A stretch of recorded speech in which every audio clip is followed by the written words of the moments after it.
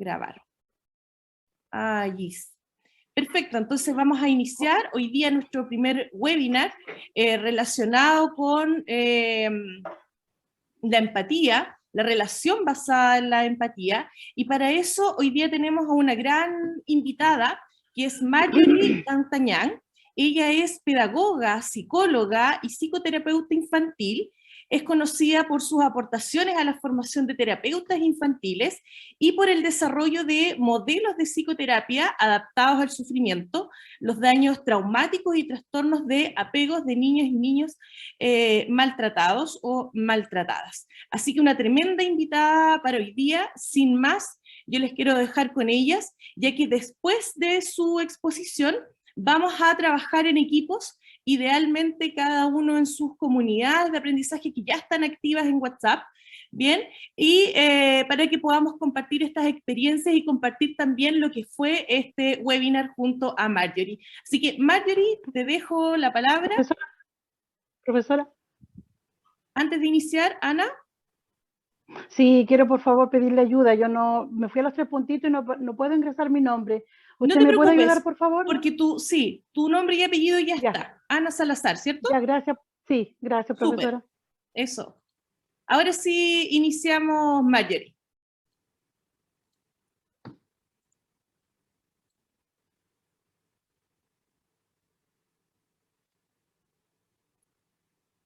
Marjorie está silenciada.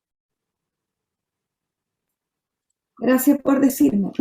Ay, sí. Primero por esta invitación que me honra y que me toca también, porque se trata de mi país. Yo soy de origen chileno, aunque he vivido más afuera que adentro de mi país, ¿no? Y me toca enormemente el contexto donde ustedes están trabajando, la gran mayoría de ustedes. Creo que la gran mayoría son mujeres. Esto no es nada de extrañar porque estamos en el tema de los cuidados y entonces pues voy a intentar compartir lo que he preparado, lo que realmente tengo toda la intención de que sea un material que pueda aportarles, ¿no? Y que podamos ir, digamos, del concepto de la empatía, que es lo más teórico, a las cosas que son más prácticas, ¿no? Entonces voy a compartir esta presentación y las dudas o los comentarios que ustedes pues, puedan ir desarrollando. Ya cuando yo acabe creo que tendremos la posibilidad de hacerlo. Si cualquier cosa ocurriera con mi micrófono, pues por favor alguien me lo hace saber, que yo no me enteraré. Entonces, empiezo por esto porque, como vi en vuestro manual, pues uno de estos, digamos, 4 dominios del vínculo de buen trato es la primera, ¿no? La relación basada en... Y les decía recién a las... Me eché un champú de Natura, que no me gustó el olor, pero me dejó bacán el pelo.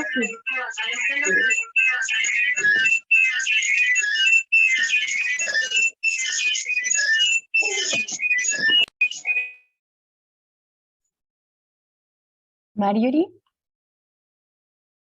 de nuevo tú estás en silencio y les aprovecho de pedir al resto que se va conectando que vayan poniendo en silencio sus micrófonos porque se acopla el sonido.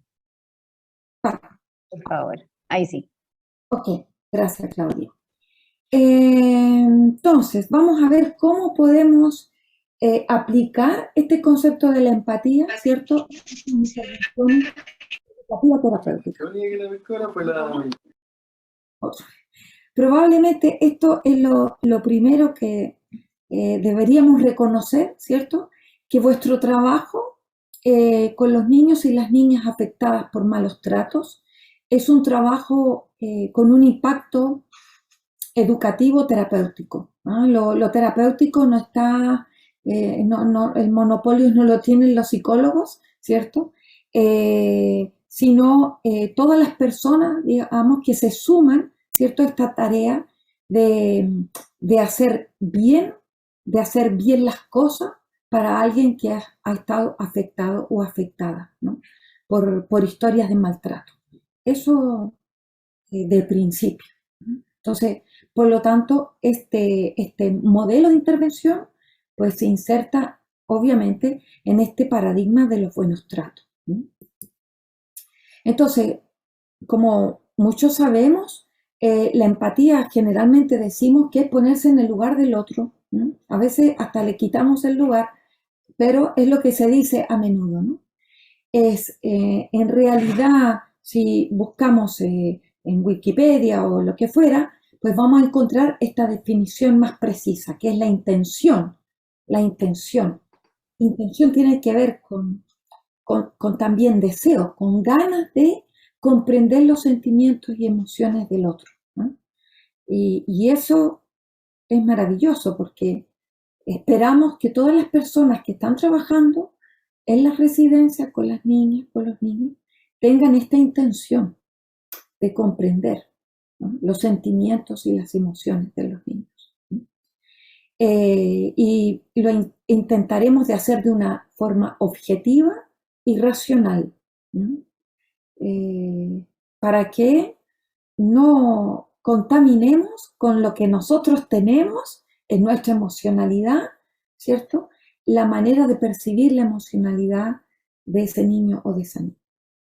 Esto viene de la palabra empatía, ¿cierto?, que significa emocionado, pero esto anteriormente incluso tenía otra acepción, esta palabra, ¿no?, que hacía referencia con dolor, ¿no?, dolor interno además, ¿no?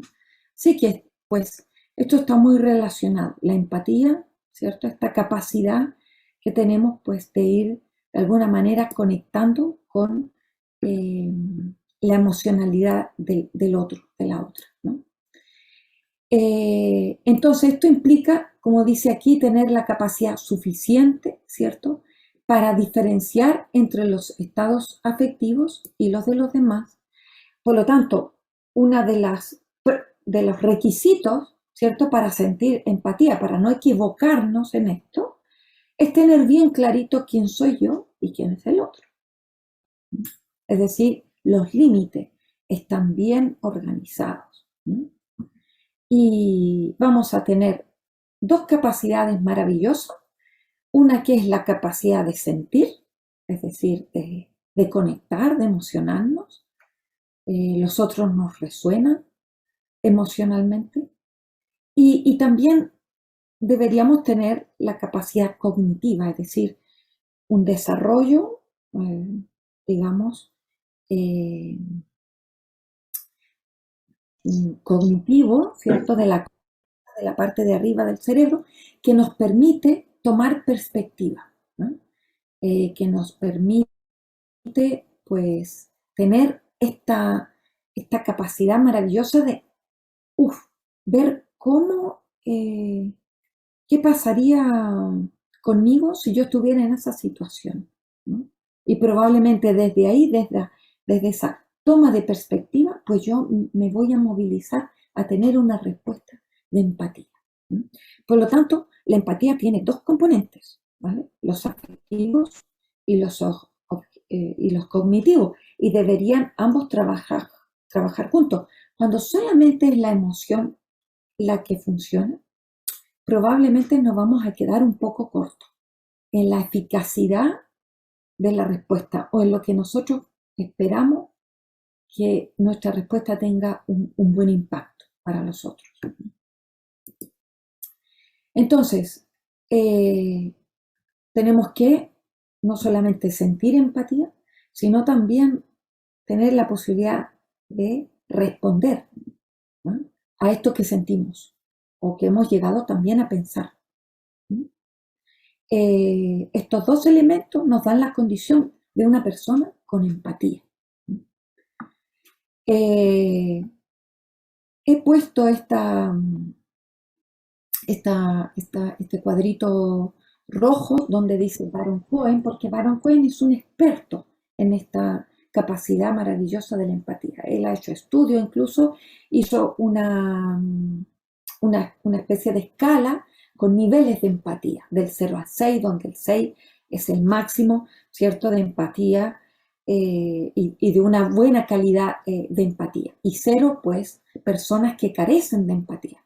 Uno podría decir, wow, ¿cómo se puede llegar a ser un ser humano sin empatía? Claro, son muy peligrosos, ¿cierto? Entonces, todas las personas que, pues, están en estos perfiles más psicopáticos, por ejemplo, son un ejemplo extraordinario de una falta de empatía, ¿no? Y entonces decimos, vaya, ¿será que la empatía se puede entonces enseñar a cualquier edad? No era lo que quería decir. ¿Se puede aprender a cualquier edad? Probablemente niños pequeñitos tienen dificultades de empatizar, de conectar con el sufrimiento de los otros. ¿Podríamos enseñarle a mejorar esta capacidad? Pues todos estamos aquí pensando que sí, pensamos que sí, lo podríamos mejorar. Incluso nosotras mismas, desde aquí, podríamos mejorar nuestra capacidad de empatía. Pero yo tengo la idea de que sí se puede mejorar si hay brasa, que se puede soplar para que salga un poco de fuego. Pero si no hay nada desde el principio, es muy difícil. Y aquí nos vamos complicando un poco la cosa porque, a ver, vamos a ver cómo entonces surge, cómo se desarrolla esta empatía. Entonces, hay una investigación muy interesante de una universidad en Estados Unidos, que es la Universidad de Cambridge, y ellos afirman que la empatía, la base de la empatía, es decir, los elementos del cerebro que necesitas tener bien para poder sentir empatía, ¿cierto? Estos deben estar bien preservados. Por lo tanto, hay una base genética, pero que corresponde, pues imagínate, a un porcentaje muy pequeñito, ¿no? O sea, cuando un bebé nace, ¿cierto?, podríamos decir que está preparado para empatizar, pero alguien le tiene que enseñar.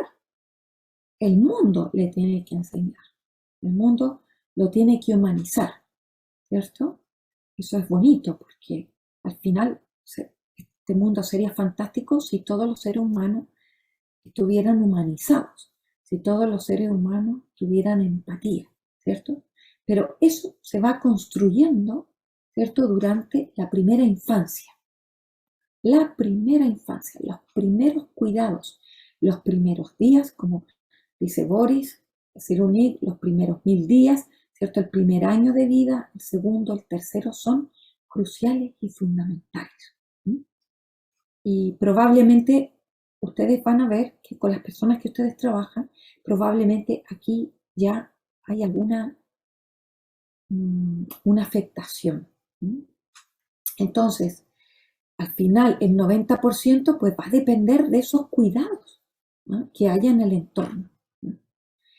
En este caso, pues todos los cuidados tempranos hacen referencia a la calidad de cuidados que ese niño recibió o a la calidad de cuidados que yo recibí y que me permite ser empática en mi trabajo, ¿no?, con la madre, con el padre, con los niños. Por lo tanto, el proceso del apego es la base para el desarrollo de la empatía. Así que es como difícil hablar de empatía si no hablamos de apego. Y no me voy a intentar entrar mucho aquí, pero solamente para situar el origen de esta empatía, ¿no?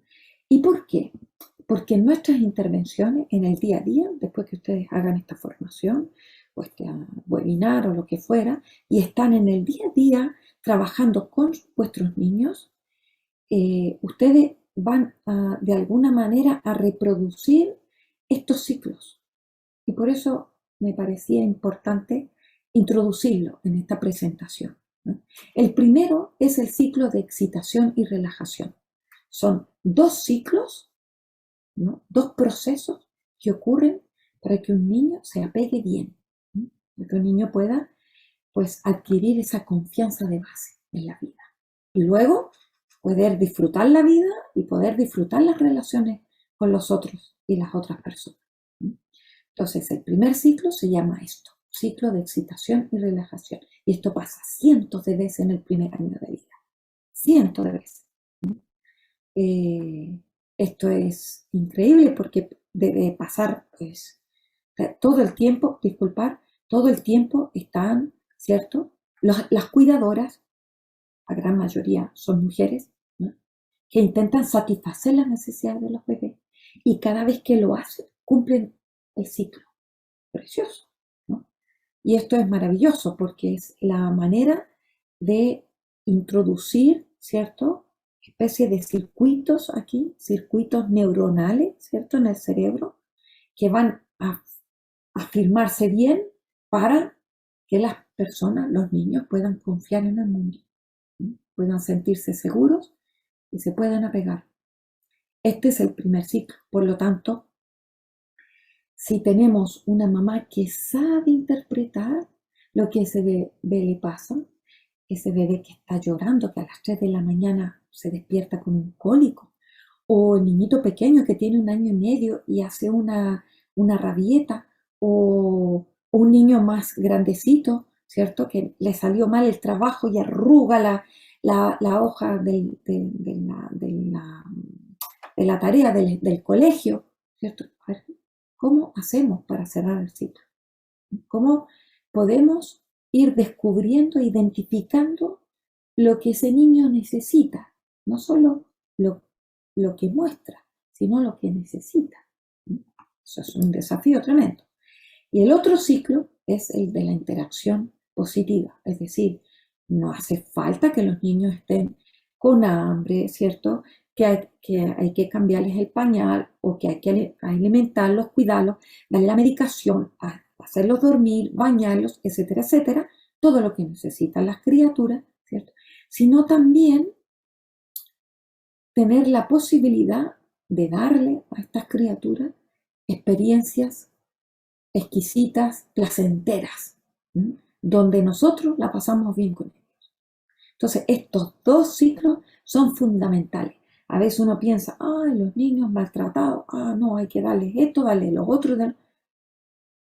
Pero aquí también hay que invertir tiempo en pasarlo bien con los niños, porque eso es fundamental, fundamental para el apego y también para la capacidad empática. Entonces, esto, interacción positiva, que también es otro ciclo. Esta madre que está aquí en esta foto disfruta con este bebé, ¿cierto? Y le hace reír, interactúa con él y de esta manera el niño responde positivamente. Es así como se va a fomentar la autoestima, ¿sí?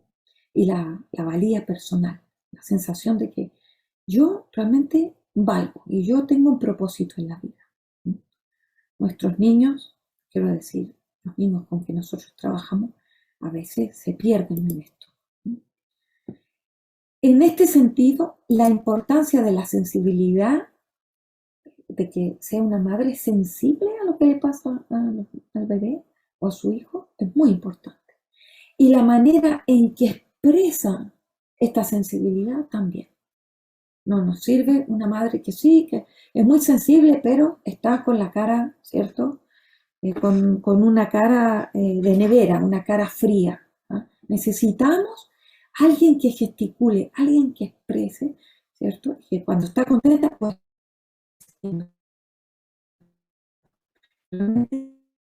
lo manifiesta, ¿no?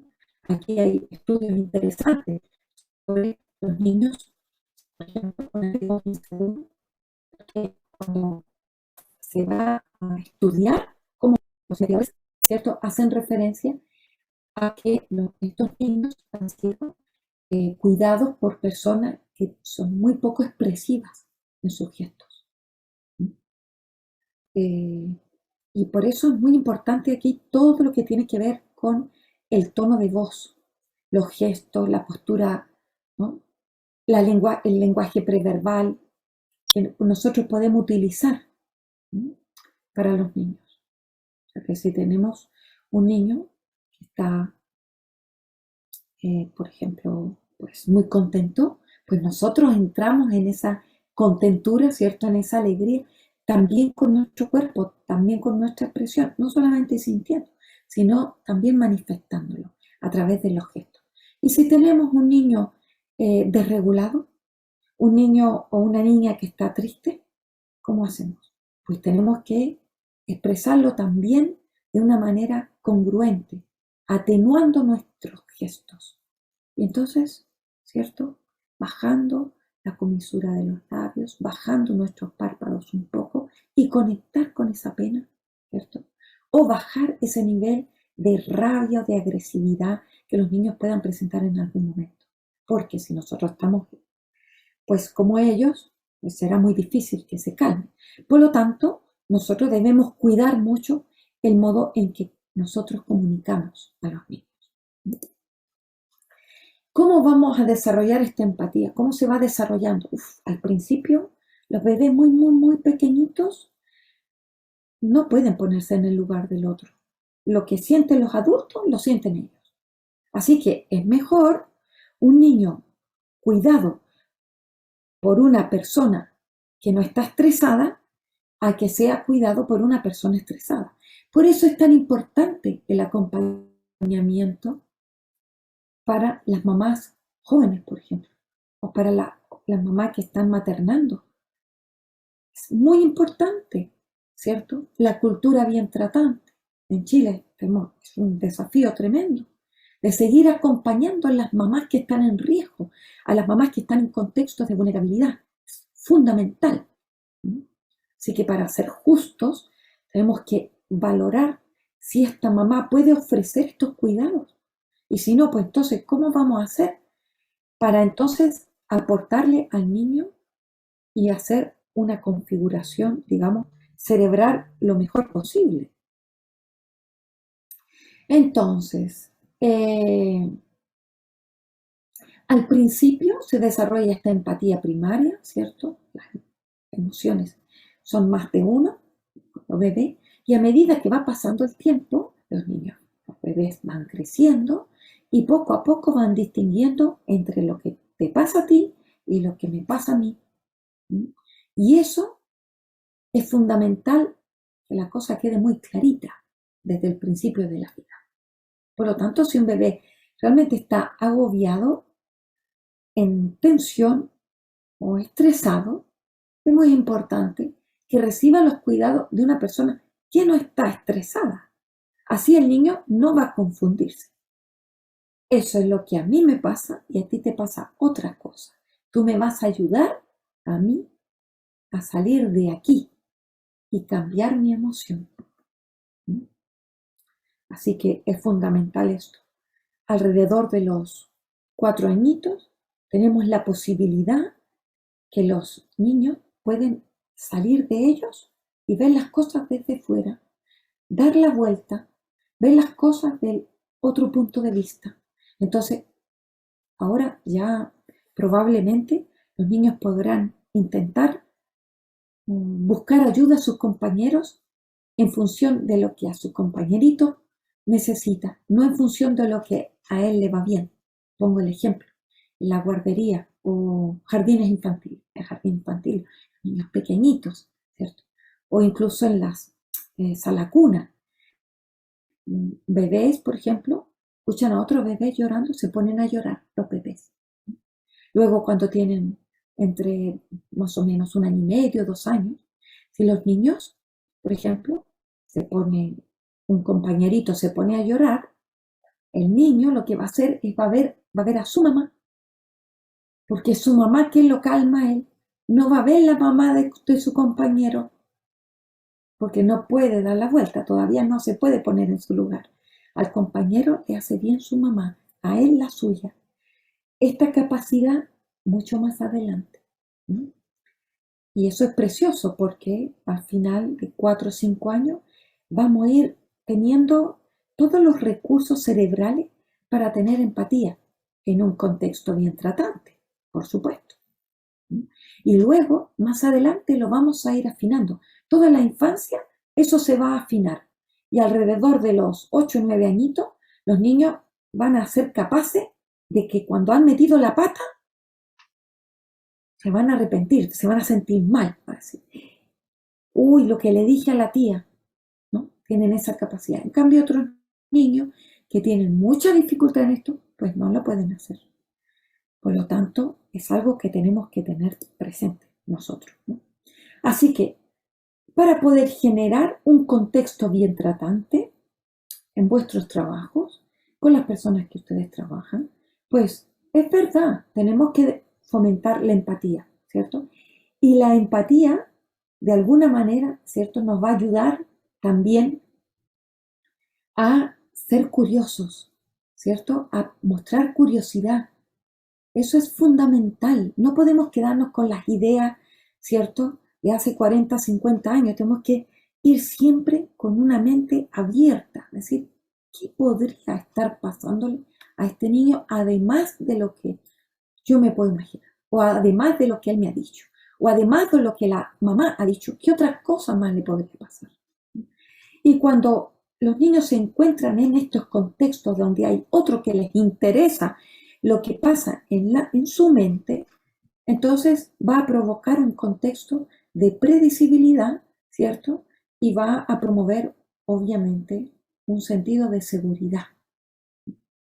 Niños seguros van a tener menos dificultades, menos trastornos del comportamiento, obviamente, sin ninguna duda, ¿no? Entonces, ¿cómo? Si ustedes se fijan cómo vamos de la empatía, pues desarrollándola y promoviendo, ¿cierto?, el buen trato. Aquí tenemos que tener cuidado con la empatía atributiva, en lo cual yo la atribuyo a ese niñito cosas, ¿cierto?, que a lo mejor yo sentiría, pero a lo mejor el niño no. Y también, pues, el cuidado con la empatía, ¿cierto?, coercitiva, en la cual yo casi que impongo esto que le está pasando, ¿no?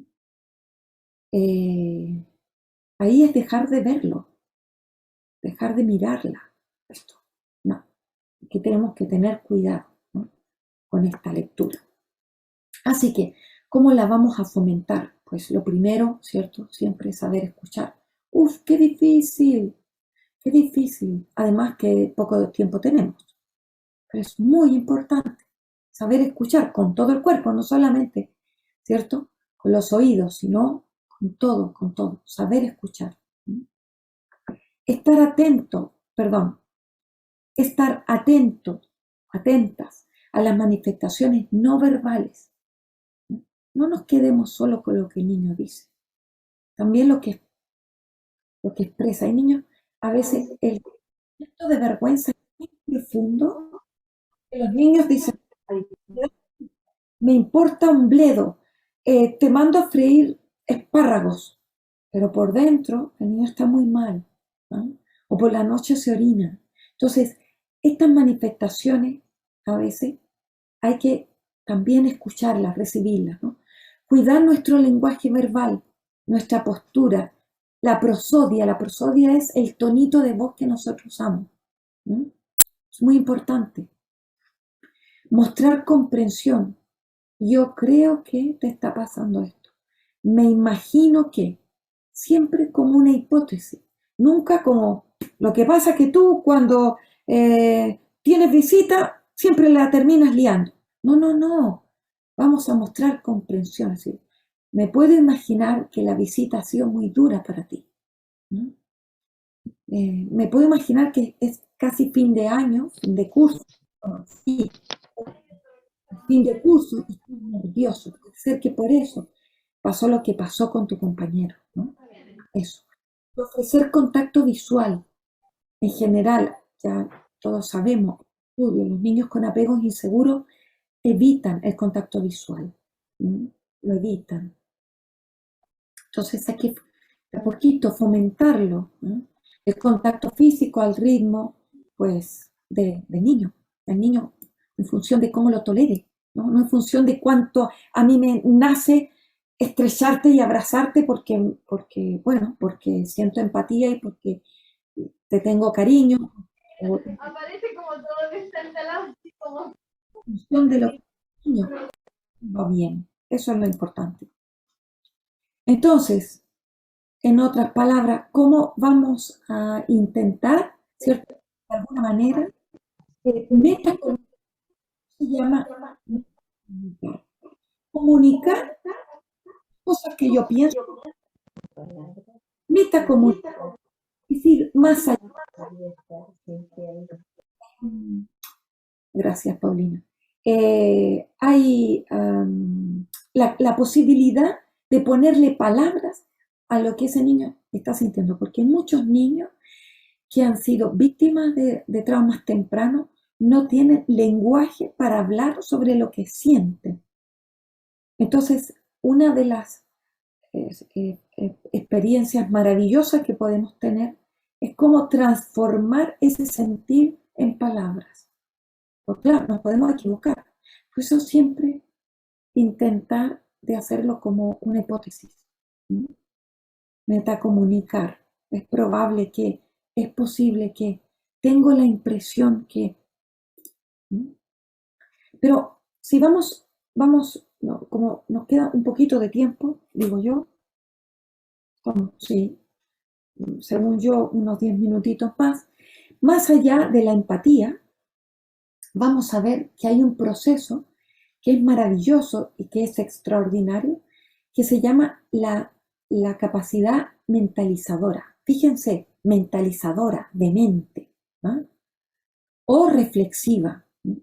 Esta capacidad está aquí bien bonitamente descrita, pero yo la voy a traducir, ¿cierto? Para hacerlo accesible también. Es la posibilidad de ver más allá de lo que los ojos o que tus oídos oyen, ¿vale? Es más allá de lo que ese niño tú ves que le está pasando. Y los niños, al final, y todos nosotros, somos como un iceberg, ¿sabes? El iceberg es un trozo de hielo, ¿cierto? Que está en la Antártida y solamente se ve la parte de arriba, pero la parte de abajo, tremenda, ¿cierto? Eso fue lo que ocurrió con el Titanic, parece que no vio y entonces chocó y ahí quedó, ¿cierto? Quedó la crema. Pues esto nos puede pasar con nosotros también, ¿no? Que no vemos todo lo que está abajo. Entonces, esta capacidad y curiosidad y deseo de ver lo que está debajo o detrás de la conducta de los niños es la capacidad mentalizadora. Se fijan que está muy relacionada con la empatía. Solo que la empatía está más bien relacionada con lo que yo, con el otro, quiero decir, con lo que al final el otro me hace sentir. Está muy relacionada con esa capacidad yo de ponerme en los zapatos del otro. La capacidad mentalizadora es ver al otro, lo que está debajo de la conducta, pero también comprender el impacto que eso tiene en mí. Y cómo ese impacto que tiene en mí va a impactar en él o en ella. Y al final es un ciclo. Y aquí es nuestra responsabilidad tremenda, ¿cierto?, de fomentar esta capacidad reflexiva. No es reflexionar sobre el mundo, ni la crisis mundial, ni la crisis climática, ni la política, ni nada, sino es sobre lo que a mí me pasa con lo que a ti te pasa. Eso es. Y eso es fundamental porque si tenemos la base para ello, entonces nuestra capacidad empática será un fruto de esto. La empatía nos vendrá fluida, si no va a ser más difícil. Fíjense, es más fácil conectar y sintonizar y empatizar cuando tenemos un niño que está llorando. Nos nace nuestra parte rescatadora, nuestra parte ¿no? De buena gente, de comprometidos, comprometidas, etc. Pero si un niño nos está diciendo, ándate a la conchinchina, ¿cierto? O te mando a freír espárragos, o déjame en paz, es mucho más difícil ser empático. Mucho más difícil porque la empatía, la emoción tuya, está trastocada. Entonces, cuando las emociones están, ¿cierto?, conectadas, esta parte es más difícil de sobrellevar, ¿no? Entonces, generalmente nos cuesta mucho empatizar, ¿cierto? Si la emoción está subida, ¿no? Y generalmente esa emoción se sube cuando nos sentimos agredidas o agredidos, ¿no?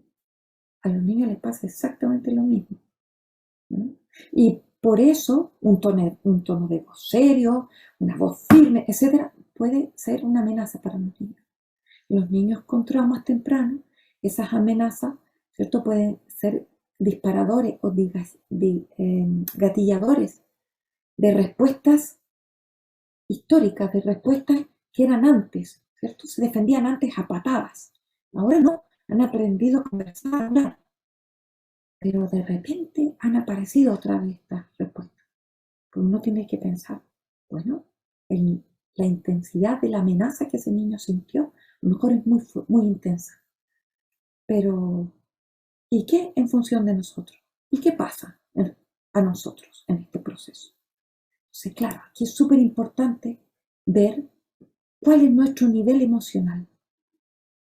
Cuando ese niño está así, ¿qué me pasa a mí? ¿Me he puesto igual que él? Es muy difícil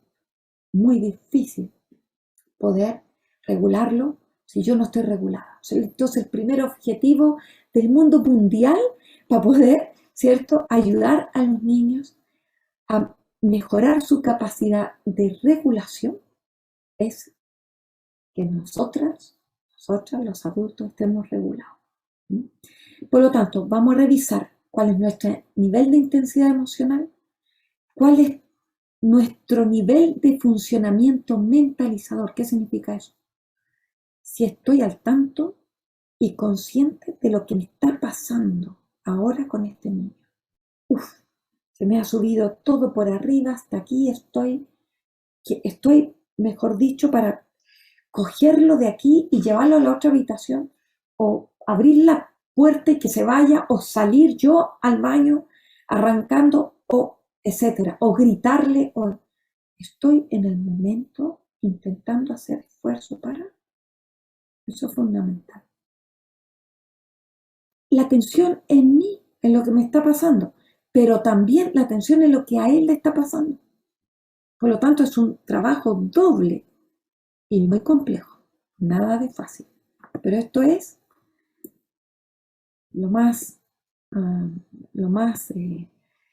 es como la guinda de la torta, ¿no?, para esta capacidad de empatía.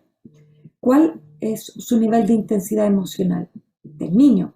¿Y cuál es su nivel, ¿cierto?, de mentalización? ¿El niño es capaz de darse cuenta qué es lo que le está pasando? ¿O funciona en plan piloto automático? Probablemente lo segundo, ¿no? Entonces, para poder gestionar esto desde nosotros, vamos a intentar, ¿cierto?, de comprender la causa y el malestar cuando hay incidentes, la de los niños nuestros y la nuestra. Y cómo vamos a intentar de ver cómo la manera que nosotros hemos actuado, hemos intervenido, ha afectado en la vida de los niños. Curiosamente, hay un gran porcentaje de incidentes y de problemas, entre comillas, conductuales, que hay, por ejemplo, en los centros de acogida, que se inician porque no ha habido, ¿cierto?, una respuesta adecuada por parte de los cuidadores. Por lo tanto, es fundamental nuestro trabajo en relación a esto. Es crucial. Y es algo que debemos afinar, porque no terminaremos nunca de afinarlo, ¿no? Pero importante tenerlo presente y consciente. Segundo punto, poder afrontar mejor el malestar para transformarlo en algo constructivo. A veces podríamos tener más facilidad para enfrentar la rabia del otro, pero no la tristeza. O al contrario, yo podría manejar la tristeza, pero la rabia, eso sí me supera, eso sí me saca a mí de quicio. Entonces, esto es lo que tenemos que trabajar. Abrimos nuestra ventana de tolerancia de las emociones de los otros para ver si las gestionamos, porque a veces es difícil gestionar esto. Y además, si tenemos historias nuestras, antiguas, que tienen que ver con nuestra propia historia, de rabia, o de tristeza, o de miedo, pues nos va a ser un poco difícil darle una buena respuesta a los niños. Y como tercer elemento, poder reconocer lo que hay detrás del comportamiento. Por supuesto que sí, ¿no? Entonces aquí vamos a ir mejorando esta manera, ¿cierto?, de identificar qué es lo que está ocurriendo atrás. Al final, nuestro desafío es sentir con el niño, ¿cierto?, no por el niño, ¿cierto?, y tampoco sentir como el niño. Porque yo siento diferente al niño. Yo me acerco a lo que el niño vive, pero no le puedo quitar sus zapatos, ¿no? El desafío de cuidar con empatía es, como dice Arieta Slade, es la propia capacidad del cuidador de tolerar y regular sus propios estados internos y su experiencia afectiva, lo que hace, ¿cierto?, tolerar la experiencia difícil del otro o de la otra, ¿no? Y aquí dejo, por último, para terminar, 3, podríamos decir, procesos, elementos, actividades que nos pueden ayudar a fomentar esta capacidad empática. La primera es la sintonización. ¿Cómo nos alineamos? Alinearse es estar ahí, ¿cierto? Intentar de conectar con lo que el otro siente. A veces es difícil para nosotros esto, ¿no? Queremos que los niños estén bien, pero primero empezamos por eso que no está bien y luego empujamos y llevamos a un terreno de estar mejor, ¿no? Es como cuando un niño viene y dice, estoy muy cabreado, enfadado, enojado, sí, en Chile, ¿no? Enojado, estoy furioso, enojado con la profesora que me hizo hacer el ridículo me sacó adelante del pizarrón y me dio una vergüenza grande. O llega llorando el niño, ¿no? Es que se la pasó mal en el colegio. Y yo lo que quiero es que, bueno, que salga de ahí, que esté bien, que no le dé tanta importancia, etcétera, etcétera, etcétera. Lo primero es alinearse, es conectar con ese dolor, con ese sufrimiento. Siento tanto lo que ocurrió y cómo te sentiste. Siento mucho. ¿Cómo fue? Cuéntame un poquito, y a partir de ahí vamos a intentar ayudarle al niño a salir, ¿no? Pero no empezamos por allí, empezamos primero por esto, por lo que hay, no por lo que queremos. Segundo, una de las cosas que promueve la empatía es el juego. Así que ojalá, si ustedes están trabajando con niños pequeños, niños en edad escolar, obviamente niños preescolar con mayor razón, niños en edad escolar, hay que jugar y hay que fomentar espacios de juego. El espacio de juego es algo extraordinario. ¿Saben por qué? Porque ayuda a los niños a ponerse en el lugar de los demás, ¿no? Cuando los niños juegan al doctor, juegan a la mamá, juegan al profesor, juegan a ser policías, juegan a lo que fuera, tienen que ponerse en el rol de, juegan al zoológico, y una jirafa y el otro elefante, ¿cierto? Tienen que hacer como.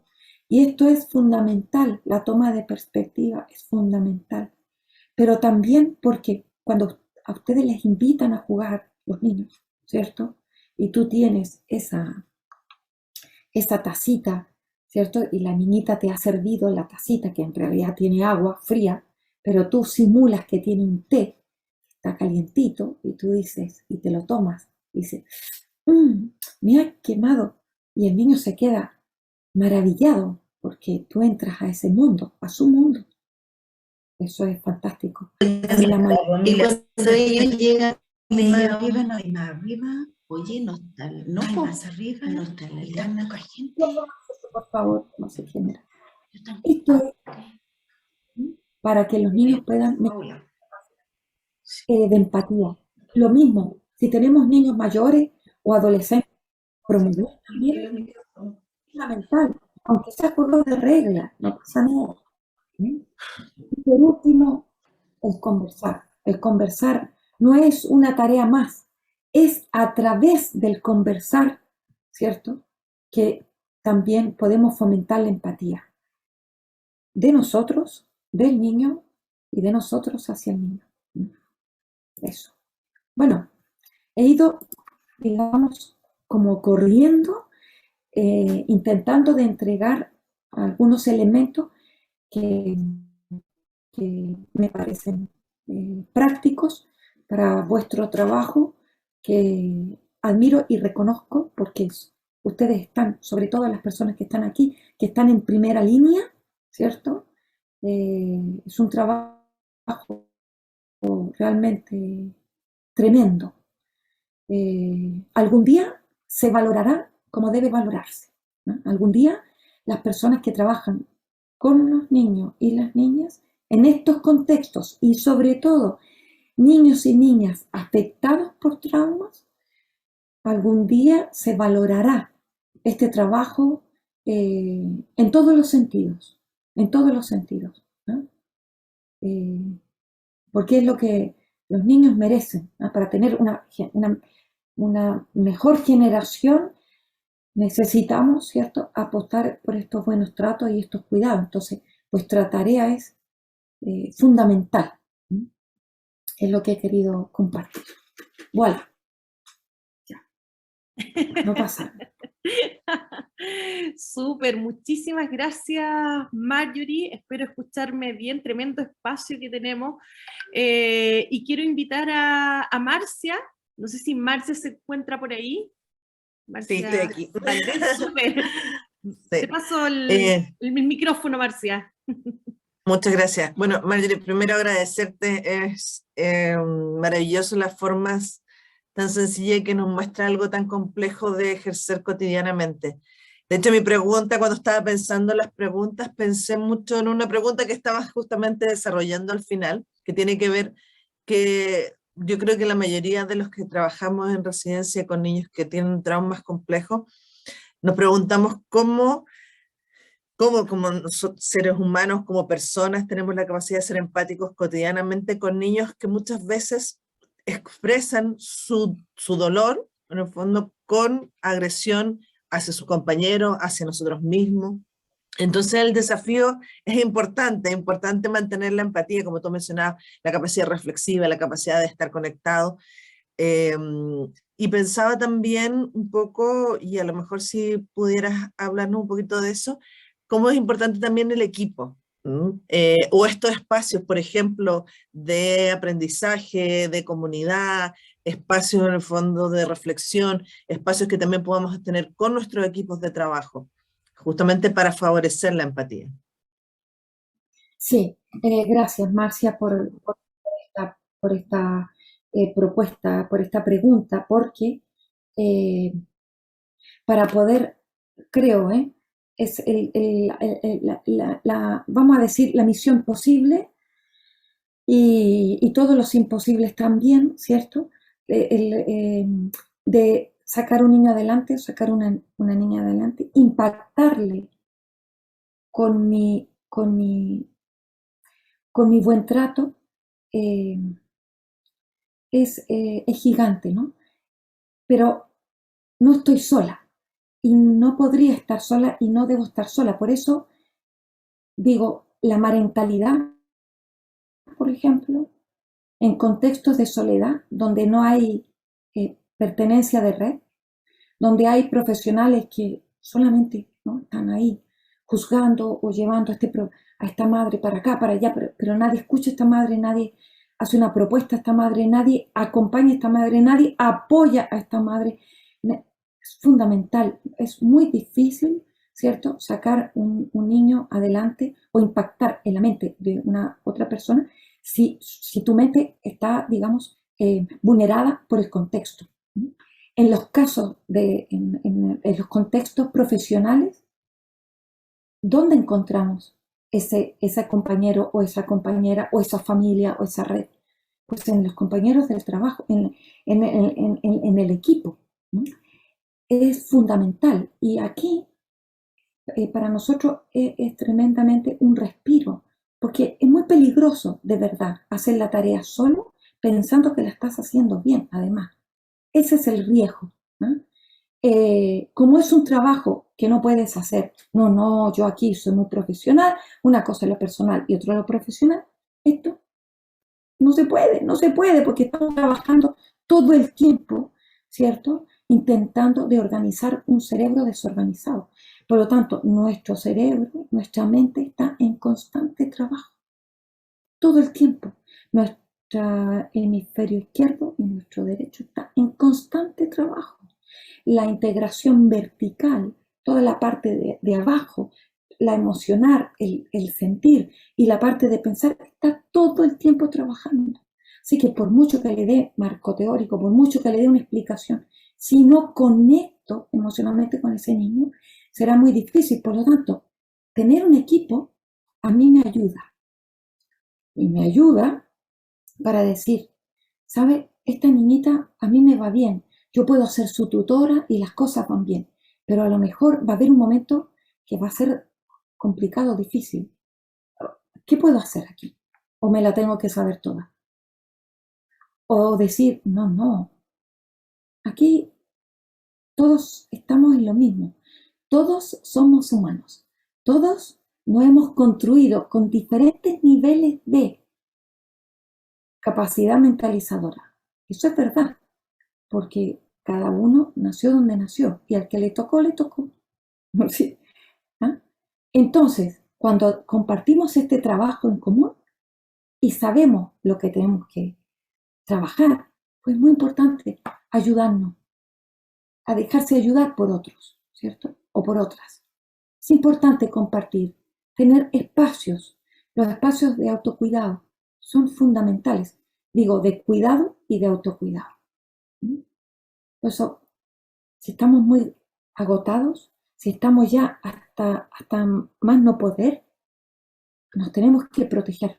Porque cuando nos protegemos a los niños. Y esta protección puede decir, mira, ¿sabes qué? Estoy muy agotada con Pedro. Pedro es un niño, bueno, toda la historia que se pueden imaginar.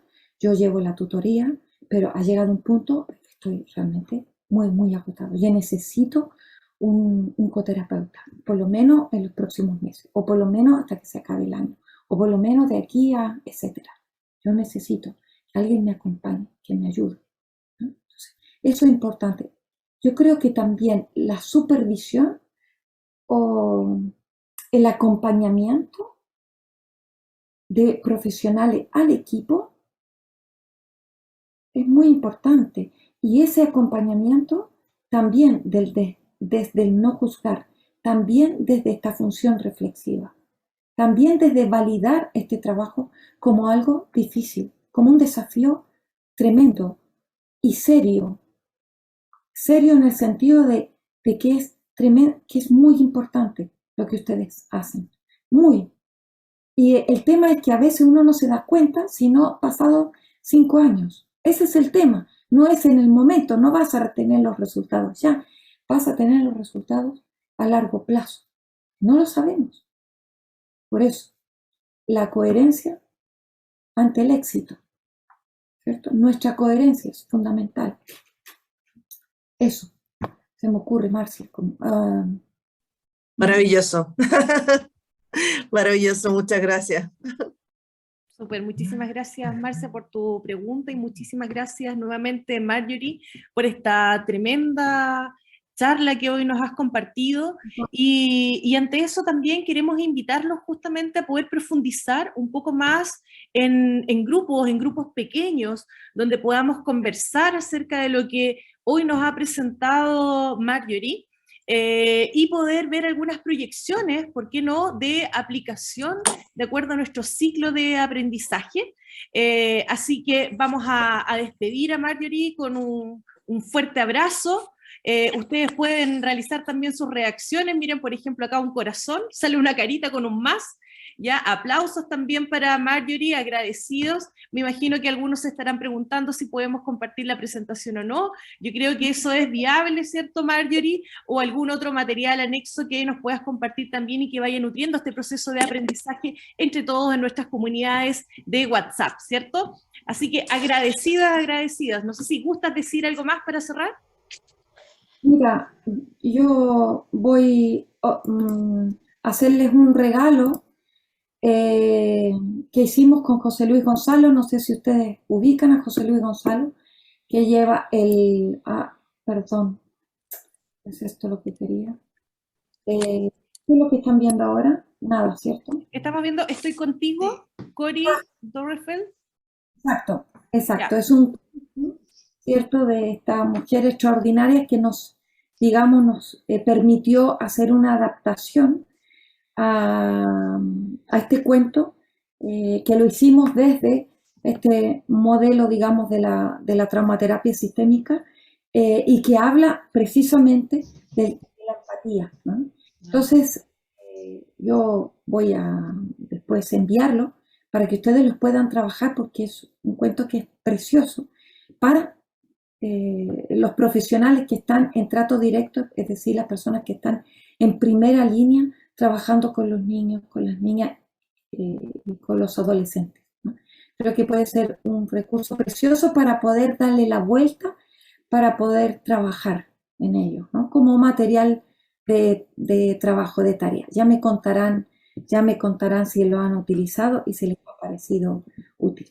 Yo lo enviaré con mucho cariño. Súper, muchísimas gracias, Marjorie. Entonces tenemos dos compromisos. Uno por tu parte, ¿cierto?, de enviarnos este material, pero por otro lado, por parte de nosotros, de poder hacer lectura de esto que nos estás compartiendo, muy interesante, y por sobre todas las cosas, ir nutriendo nuestras prácticas dentro de cada una de las residencias. Así que volvemos a agradecerte, Marjorie, y ahora nos quedamos entre nosotros para poder realizar este trabajo en taller, que es parte de nuestra también certificación. Recuerden que esta iniciativa, ustedes se pueden certificar o tener una constancia de participación, y para eso es muy primordial que ustedes participen de todos los webinars y taller, por supuesto, que es un espacio para compartir, para conocernos e ir fortaleciendo cada una de nuestras prácticas. En el chat les dejé un link para que puedan ir registrando su asistencia, que en el fondo es nuestra evidencia, para saber si ustedes hoy día participaron o no participaron, así que las vamos a dejar activas hasta un ratito más para que puedan ir ingresando, ¿ya? Ahora, lo que nos convoca, Zoom tiene una característica de poder hacer salas para grupos pequeños, por lo tanto, a cada uno en su pantalla le va a aparecer una ventanita, y en esa ventana ustedes tienen que hacer clic o pinchar ahí para poder ingresar a la sala, ¿ya? Si alguien tiene alguna dificultad, me voy a dar cuenta enseguida, así que yo misma los puedo ayudar. Por lo tanto, ahora nos vamos a distribuir en 11 grupos más o menos, y espero que ahí ustedes se puedan conocer un poco más y compartir esta experiencia que hoy día hemos vivido, y otras más, por supuesto, que ustedes mismos han vivido en cada una de sus residencias. Así que sin más, los voy a distribuir en los grupos. Eso quiere decir que ustedes van a compartir con una cierta cantidad, y luego volvemos nuevamente a un plenario para que entre todos compartamos lo que hayan podido conversar. ¿Ok? Karina, ¿a dónde envío las presentaciones? Claudia o Marcia. Al mismo correo de la Claudia, con quien estuviste coordinando este momento. Ella es la persona que articula entonces los contenidos que vamos a poder poner a disposición de la residencia y de las personas que participaron. Los envío entonces a Claudia. Sí, Marjorie, muchas gracias, un gran abrazo.